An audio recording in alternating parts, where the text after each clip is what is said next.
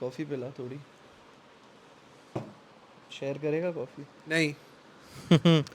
So, good evening, everybody, to our latest feature of IndieCast, where Jay and I are going to talk about the recent discussions ongoing in the wider frame of public policy in India. तो पहले तो जय operation सिंदूर का parliament session में discussion हुआ, तो let's get your thoughts on that. काफ़ी झन्नाटेदार discussion हुआ था. काफ़ी एक्यूजेशंस फेंकी गई थी एक दूसरे पे, एंड काफ़ी अगली हो गया था. लेकिन I feel for the first time I felt that opposition पहली बार नजर आई थी इंडिया में in the last 11 years, I would say. Which is fortunate. Which is fortunate because a lot of countries don't have that privilege. And another good thing for democracy was that finally there was scope for criticism, reasonable criticism for the BJP establishment, which I can very confidently say had vanished, specifically in the term between 2019 till 2024. So this was a good sign, and it also is a it is also good commentary on the prime minister that काफ़ी अच्छे से discussion चली और कुछ ऐसे ज़्यादा इधर उधर नहीं किया, कुछ भी ऐसी अनडेमोक्रेटिक चीज़ें नहीं हुई. तो that was good because no action is perfect, no reaction is perfect, even if that action/reaction is done keeping the wider country's interest in mind. So everyone has to be held accountable at some level, क्योंकि अगर आप किसी को criticise नहीं करते तो वो आदमी सीधे तानाशाही की तरफ चला जाता है. बहुत ही अच्छी बात है. वैसे to be fair to the government, like I remember even when Rahul Gandhi was speaking, Rajnath Singh was sitting and listening to him very carefully, because after all, as much as it matters, the role of a civilian defense minister in the time of the war is limited, but as a parliamentarian he's the relevant minister, and so Rajnath Singh was present and listening to a lot of the criticisms very carefully. And I think what I found fortunate was that there was a limited amount of heckling, and I don't particularly think that there were many walkouts or anything of that sort. And the fact that simply the discussion was had and the discussion was encouraged, the fact that time was given to discuss Sindoor at length, because uh, a discussion about Operation Sindoor is an important discussion about our defense reforms and how our civilian leadership can drive defense reforms, right? And I think Asazuddin Owaisi made some very major points in that discussion about, for example, the declining squadron strength of our Air Force, other areas where the Indian military needs to reform. So it's fortunate that these discussions are at least reaching the parliament. There was a time these discussions were limited to the frame of like some think tanks and their recommendations, but now to make them a mainstream political discussion is fortunate, because then it will drive hopefully some policy action also. I think even Kanimoi, you pronounce it as Kanimoi, right? Kanimoi. Yeah, Kanimoi also, she raised some major points about what India is doing, questions rather, about what India is doing to make ourselves a major power in drone warfare, which, as we know, that the future of warfare is changing. So more and more warfare is going to be beyond visual range, like we've discussed on this channel. So she raised some important questions about that. So I was happy to see these discussions or these words or these terminologies being used in the parliament, and it's on a fortunate trajectory. So I think the discussion was good. I was happy to see it. I followed it fully. So Jay, what are your thoughts? Yes, a lot of important questions were raised, and I think one very interesting observation that Rahul Gandhi made was that because the Indian Air Force was given orders not to engage in Pakistani military on Pakistani military targets, that's why we lost an aircraft. What is your opinion on that? इसमें जय actually ये बड़ा catch-22 situation है उसके लिए जो भी सरकार में होगा, because nobody can do this perfectly, but whoever is in the opposition will use it to pull you down a little bit. तो अगर imperfect strike और किसी तरीके से करी होती, hypothetically if we'd sent in some special forces into POK and we would have suffered 1 or 2 casualties, the opposition would have said कि आपको air strike करनी चाहिए थी. तो इसमें कोई परफेक्ट सोल्यूशन नहीं That's है, true. Specially because Pakistan is a it is a military power of whatever variants we It is like a it or very not. strong military Yeah, power. whether Let's not forget that. whether we like it or not यार, तू let's not forget that, बोल ना बोल, Indian जनता में एक चीज़ है, to our discredit, is that we take Pakistanis very lightly, which we shouldn't. So Pakistan is a serious military power. We know that their major funds go to us, their military budget. We know that their military is known to have history of working in tandem with the West and now with the Chinese. So you know you are not dealing with idiots. Let's establish that. Now, if we had on the night of 6th of May or early morning 7th of May started immediately bombing the air defense system of the Pak military, it would have been an instant act of war. Then if we sent in our aircrafts, we would be going face to face with Pak Air Force. तो फिर भावलपुर मुरीद के वगैरह पे strike करना मुश्किल या impossible ही हो जाता. सो the government, rather the air force, because obviously no political leadership is behind this decision making, they don't have the competence, right? So the air force may have learned some tactical lessons from this also, but I think they did a very good job, and Absolutely. there was no way to do this job perfectly. Now if we had gone and hit their air defense systems first, we would have immediately declared war. Then that would have made the act of hitting terrorist targets more difficult in the future, and then we would have maybe escalated the conflict for a lot longer. So this actually the criticism of Rahul Gandhi, and I liked his speech also. He also raised some valid points, Rahul. But the criticism that Rahul Gandhi is stating, he was actually quoting word to word what a Indian naval captain had said in a conference in Indonesia, that there was in fact a political constraint on to not attacking enemy air defenses, and in my view that constraint was a reasonable one, because our claim was to attack Pak terrorist bases, not Pak military assets. मगर इसमें criticism भी interesting है कि हमारा तो official stance यही है कि पाकिस्तानी सेना उनके टेररिस्ट को बैक करती है, तो आप अटैक के समय क्यों डिवोर्स कर देते हो दोनों को? तो ये ऑपोजिशन का एक क्रिटिसिज्म वैलिड भी हो सकता है. सो आई I don't even think that Rahul Gandhi is fully wrong to say that you were fully sort of constrained in the strike that you had to give. So it's a difficult situation to anybody who says they could have been done this better or government was totally flawed in this is either lying or has too much confidence in themselves. I agree with you, and I feel that military action when it involves any powers, there has to be some levels of losses that no matter how perfect your operation is, they are gonna come, and it is given in any conflict situation, because when you're in essentiality dealing with absolutely destroying and devastating the other side, you will also, receive a few punches here and there. And there is Absolutely. nothing wrong with that. Muhammad Ali and all these are people, like, these great boxers. Again, a weak analogy, but No, it's a fair analogy. Just like an analogy and a reference that all these major boxers or MMA fighters, they also have to take a couple of hits, and just because they took a few hits does not mean that they lost the confrontation. Now, coming back to my other point, I feel there is a lot of reference to Donald Trump, his quote unquote intervention in the ceasefire, and how how the opposition and the ruling party reacted to that. Say, Rahul Gandhi was constantly pointing out the fact that Donald Trump has invited Asim Munir for, I'm going to use this word and I know it's going to annoy a lot of people in the subcontinent, but who cares, for biryani to the White House.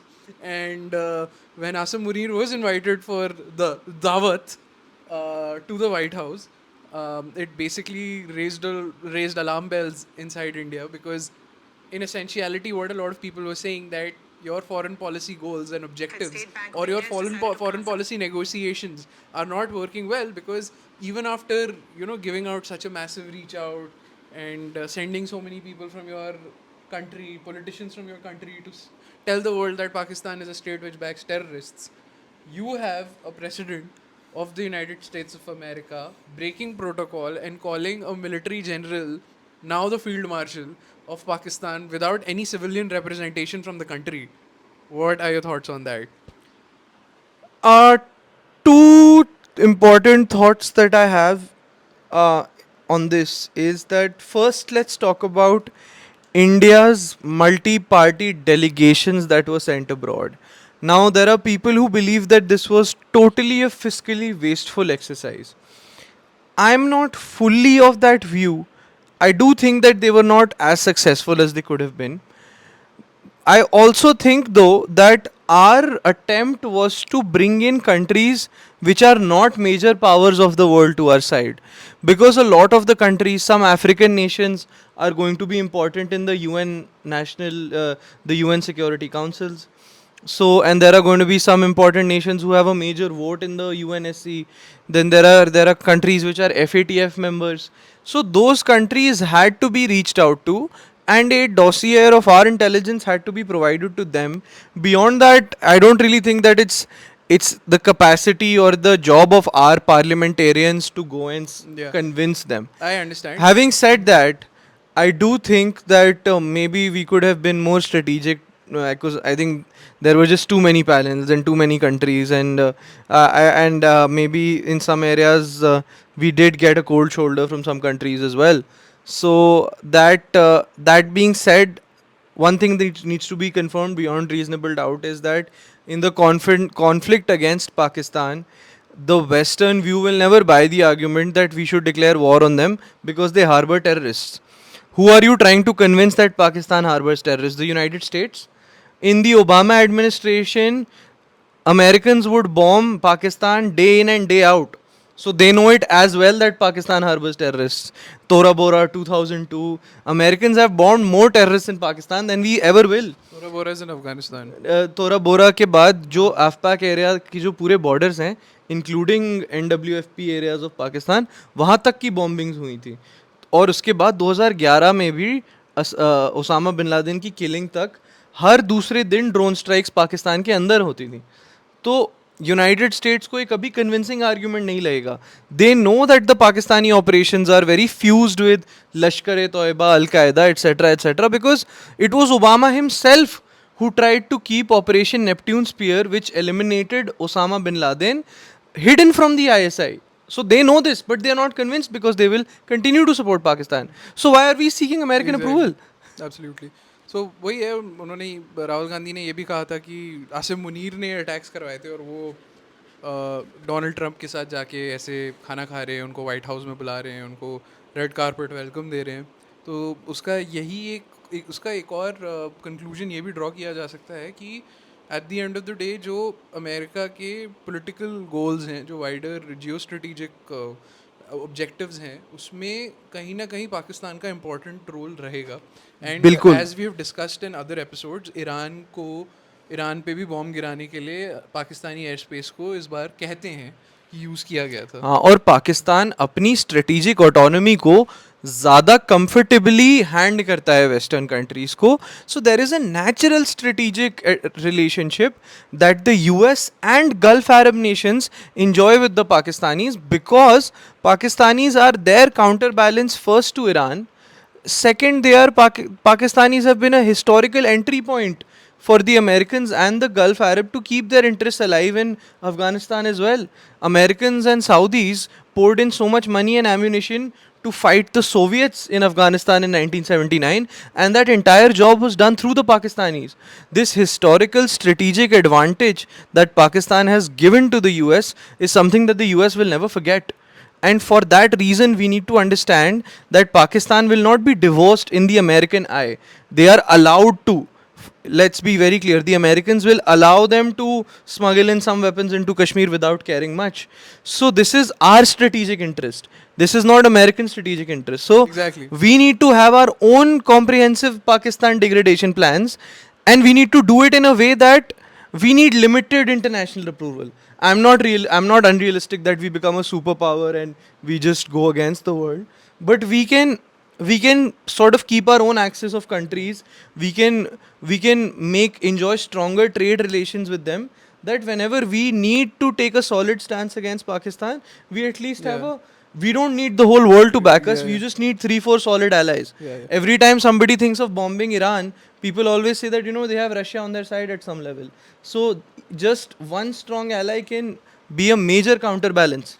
coming back to what you said, in the parliamentary discussion, you also had Rahul Gandhi and people from the opposition say that, fine, you think that there was no intervention from Donald Trump's side in getting everyone to the drawing board and declaring a ceasefire, but are you trying to say that Donald Trump is a liar? Because Narendra Modi ji ने खुद ही आके बोला कि किसी भी अंतर्राष्ट्रीय player का इसमें कोई हाथ नहीं था, और जो सीज फायर हुआ वो दो पाकिस्तानी डीजीएमओ के रिक्वेस्ट पे वो सीज फायर इंडिया ने एक्सेप्ट करा. इसमें तुम्हारी क्या राय है, राजवर्धन? यार इसमें जय मैं बस इतना समझता हूँ कि कोई इंटरनेशनल इंटरफेरेंस हुई है, let's not be unrealistic again. और इंटरनेशनल इंटरफेरेंस तो इंडिया पाकिस्तान कॉन्फ्लिक्ट में उस मोमेंट पे शुरू हो जाती है जब पहला लॉन्च होता है किसी भी तरह के मिसाइल का, क्योंकि दुनिया को भी एक न्यूक्लियर एंग्जाइटी रहती है. और चलो हमारे तरफ से on a good note, I think we have stopped taking the Pakistani nuclear blackmail, but the world gets very anxious for good reason when two nuclear powers do take their gloves off. And for that reason, I am a believer that there must have been international conversations which would have happened, especially on the night of 9th and 10th May. The escalation ladder, this term is used so commonly now, but both countries were escalating very rapidly, and there are situation rooms, satellite imagery and war rooms around the world which were monitoring the situation. So the world panics. See, the likelihood of the losing side to use nukes is much higher. So hypothetically, if you say that Shahbaz Sharif called a meeting of the Nuclear Command Authority on the night of 9th and 10th May, a reason behind that could be that India was successfully hitting all Pakistani air bases which were directed towards India. So on their eastern front, basically, we were hitting all this, Noor Khan, Rahim Yar Khan, Rafiqi, whatever.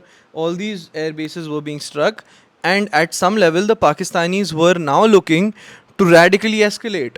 And I think some kind of arrangement was made to de-escalate the situation, and in which both Indian and Pakistani DGMOs would have played a role in that. ये पहली बार नहीं हुआ है, कारगिल के समय भी हुआ था, ये 1971 के भी समय में हुआ था. तो आई डोंट थिंक एक्सेप्टिंग कि हाँ इंटरनेशनल पावर्स इसमें इन्वॉल्व हुई थी would have made us look weak. Again, the great Shekhar Gupta in his video said something very interesting, and I will quote it here again. It was that अगर हम यही बोल देते कि देखो अगर अमेरिकन्स नहीं आते ना तो तुम्हारी हम और भी बजा देते, that would have, and that's what बिल्कुल बोलना ही चाहिए था. Exactly what the Pakistanis did in their propaganda front. They said that the Americans intervened and that's why we stopped, and because of that the conflict was put to a break. ये masterfully मुझे लगता है Israelis करना सीख गए हैं, that they know how to play whichever president is in the United states.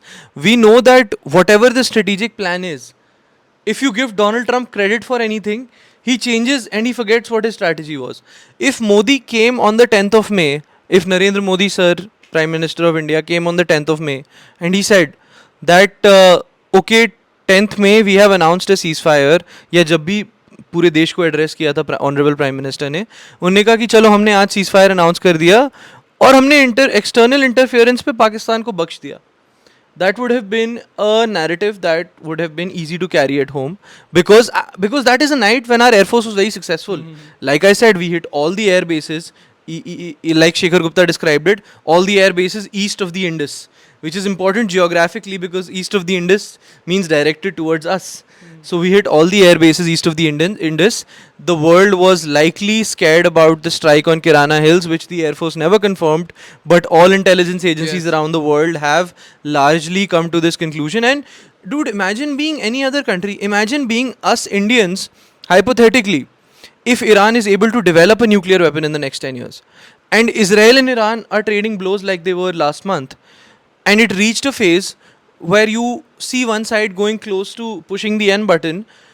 Even we will get scared and push our Western allies to intervene. And let's be realistic, we are not the number one country in the world at the moment. We can say that at home, and we have the potential, but we are not right now. So the US will intervene, NATO will intervene, some God knows if the situation escalates too much, sometimes even our own allies like Russia may intervene एक to और reduce बिल्कुल tensions. बिल्कुल एक और चीज़ है जो मेरे को लगती है कि इस जो अभी रिसेंटली डोनाल्ड ट्रंप ने टैरिफ्स अनाउंस करे हैं 25% ऑन इंडियन इम्पोर्ट्स, ऐसा हो सकता है कि उसका यही कारण है कि उनको किसी भी चीज़ का क्रेडिट नहीं मिल रहा था एंड उल्टा पार्लियामेंट में उनको विलेन बना दिया था. पार्लियामेंट में उनको एक झूठा दिखा दिया, तो इसके कारण उन्होंने इम्पल्सिव होके अपनी ट्रूथ सोशल में जाके लिख दिया कि हम 25% इंडिया पे टैरिफ्स इम्पोज करेंगे 1 अगस्त ऑनवर्ड्स, क्योंकि वो थोड़े ऐसे ईगोटिस्टिकल आदमी हैं. ब्रो, डोनाल्ड ट्रंप एक सीधा आदमी टू डील विद नहीं है. He is not a easy man to deal with. He is somebody who goes on, say, a certain day in June 2025 saying that Iran needs to stop, otherwise I will bomb them, proceeds to bomb 2-3 sites, and then 3 days later posts on Truth Social saying God bless the people of Iran. So he is not a stable actor. Our problem is that we have not been able to use his instability to our advantage. The Israelis do this masterfully, which is why they're able to get away with genocide even today. And we haven't been able to do it. It also has a lot of religious angle to it as well. The wider Protestant world actually supports the idea of I Israel, think- so there is a lot of religious backing and civilizational backing to the Israeli state. While you are From right, that I don't perspective, think. India is never going to be that important. No, but I do think that Donald Trump is somebody who changes the rules of all these games. Because if he was scared of the white Protestant sort of world or the IPAC or the Jewish lobby, he wouldn't have invited Netanyahu into the Oval Office and said to the media that we are also talking to Iran. This is when the nuclear talks was happening with Iran before Israel attacked Iran. And Netanyahu was clearly very upset at what he was doing.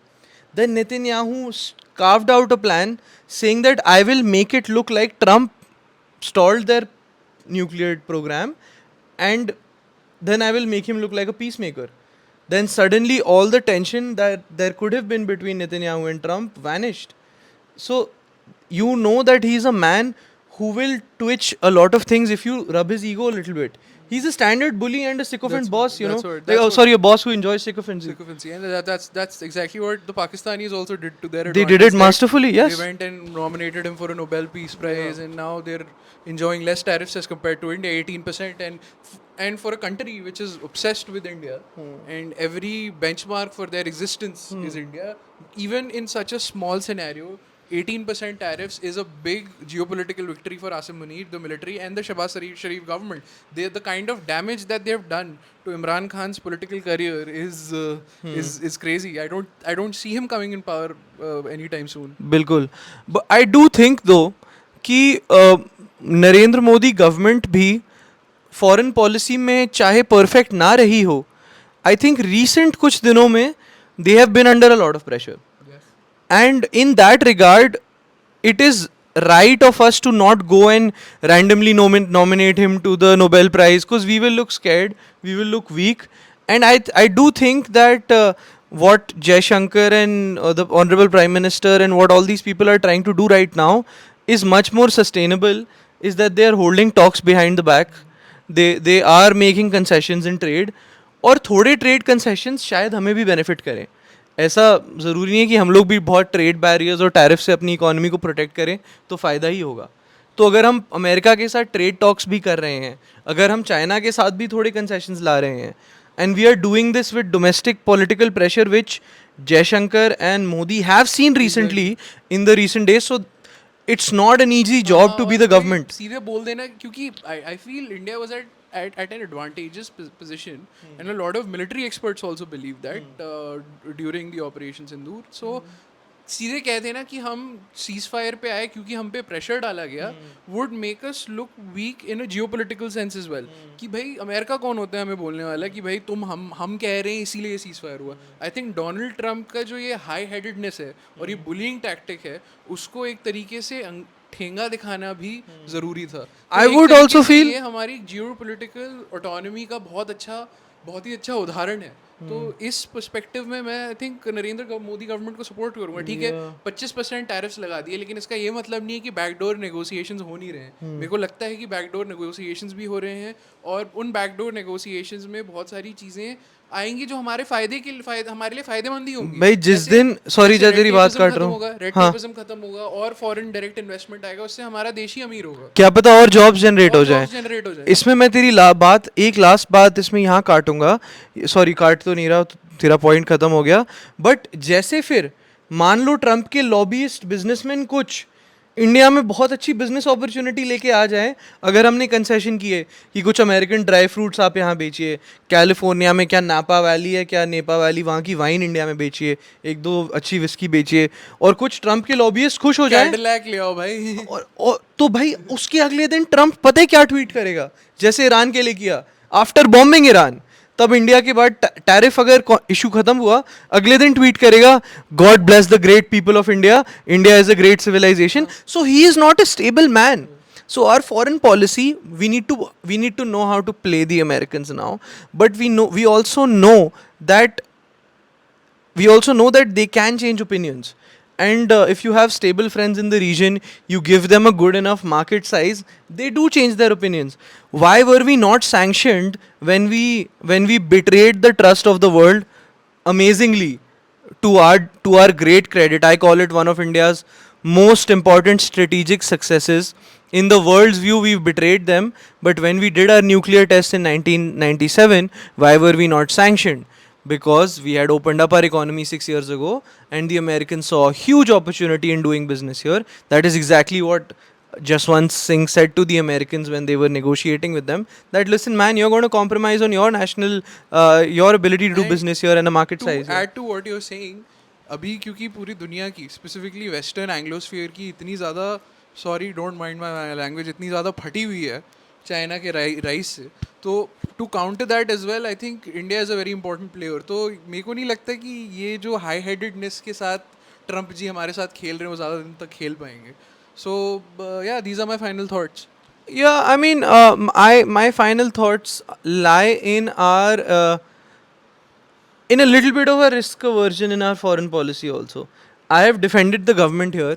You know what was the saying that heavy is the head that wears the crown, something like that.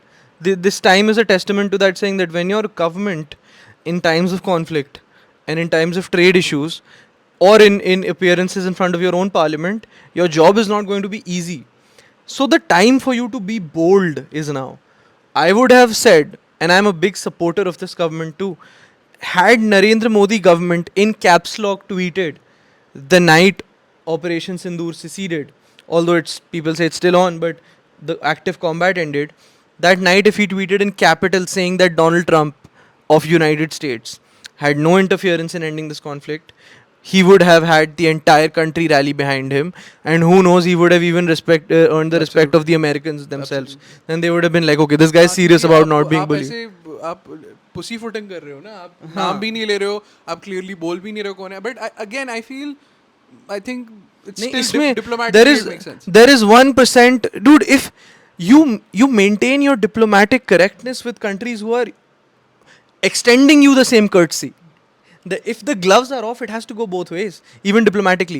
I end this by saying that there was only one sentence that I really loved in Rahul Gandhi's speech in the parliament, is when he bashed his hand on the table and he said, आप में हिम्मत क्यों नहीं हो रही बोलने की, Donald Trump आपने कुछ नहीं किया, और उसमें ऑपोजिशन भी सरकार का साथ देगा.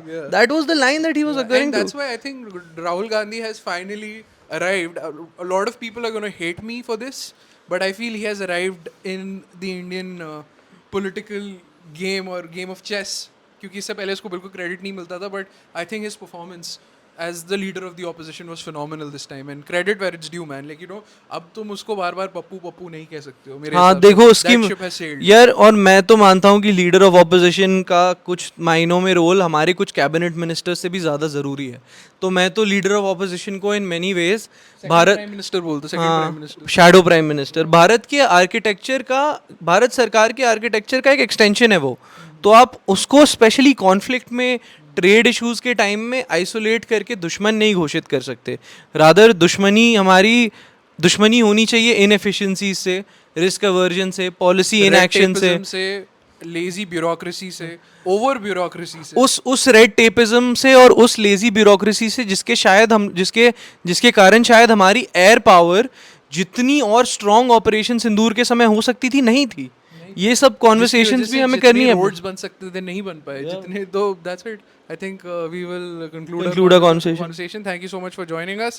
This was a very, very bold parliamentary discussion, and it was rather I don't know. It enhanced our knowledge also at the same time.